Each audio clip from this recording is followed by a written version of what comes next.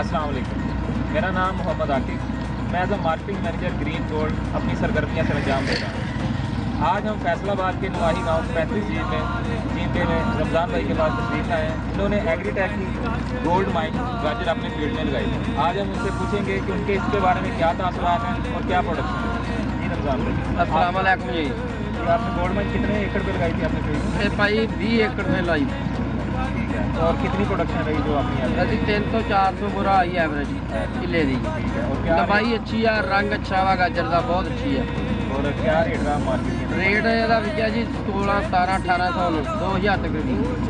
ਤੇ ਆਪਣੇ ਕਿਸਾਨ ਭਾਈਆਂ ਨੂੰ ਕੀ ਮਸਲਾ ਦੇਣਾ ਚਾਹੋਗੇ? ਇਹਨਾਂ ਨੂੰ ਇਹ ਕਿਸਾਨ ਭਾਈਆਂ ਨੂੰ ਸਾਰਿਆਂ ਨੂੰ ਕਿਹਾ ਇਹ ਵੀ ਅੱਛਾ ਇਹ ਲਾਓ ਲਗਾਓ।